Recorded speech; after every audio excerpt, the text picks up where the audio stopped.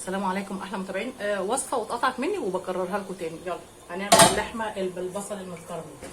معلش بقى المقطع بقى اتقطع مني وانا مش واخده بالي. اول حاجه هنجيب معلقه سكر كده نعملها كراميلايز كده ونكرمله. تمام. وطبعا قلنا كيلو لحمه عشان نحمر في الرابط. كيلو لحمه بياخد كيلو بصل. بس النار عليها ارمي السكر.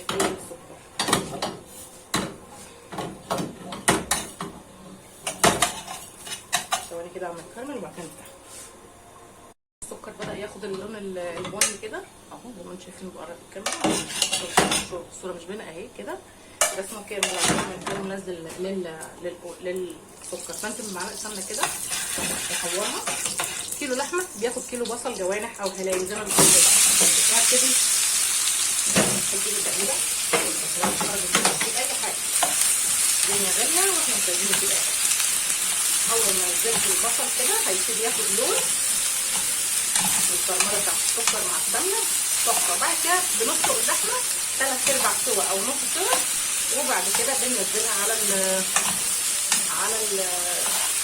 على البصل. وبعد كده نحط طاجن في الفرن بقى. بس الاول بنعمل التوابل. المره اللي فاتت يا جماعه معلش انا اسفه المقطع اتقطع مني وما كنتش واخده بالي ونزلته على الصفحه. بس ما كنتش متخيله ان المقطع وقع يعني. حبيت قلت لكم ان انا هعوضها وعيد تاني. فالحمد لله انا عوضتها ويبقى لكم كده ايه نفس الوصفه عشان انا ما قلتهاش المره اللي فاتت. خلاص شايفين اللون كده البصل دخل في اللون ده بيديك لون بني جميل ازاي. اول ما البصل اتكرملته بالسكر وبعد كده نزلت بالسمنه وعملت طبعا البصل الهلايل خلاص اهو. بعد كده بقى ننزل باللحمه هنسلقها كده على النار تاخد برضه من نفس لون البصل.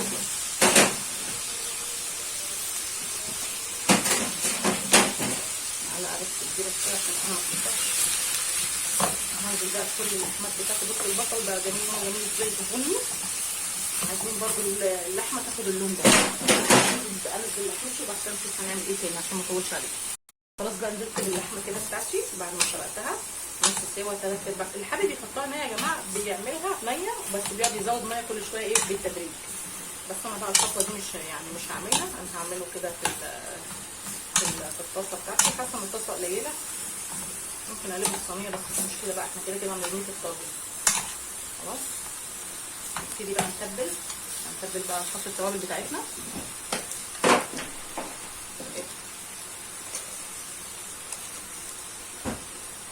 ملح وفلفل اسمر.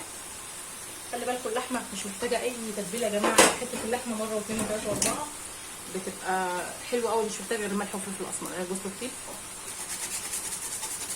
نديها رشه كده.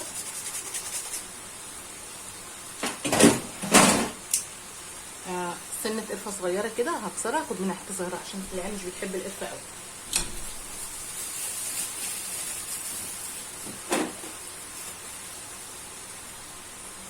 طرفي كده 7 بهارات او بهارات لحمه.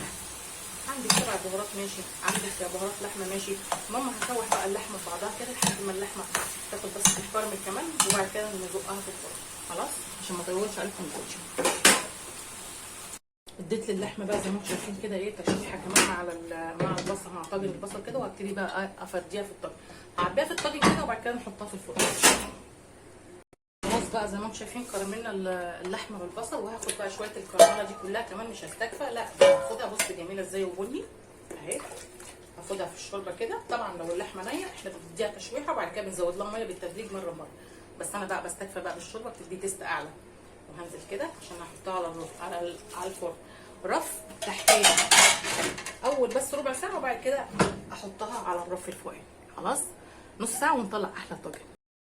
ده كان فيديو النهارده عن احلى لحمه بالبصل المتكرمل. في طاجن لحمه بالبصل المتكرمل. لو عجبك الفيديو سبسكرايب وتفعلي زر الجرس عشان يوصلك كررت لكم الفيديو علشان المقطع اللي اتقطع مني المره اللي فاتت. السلام عليكم.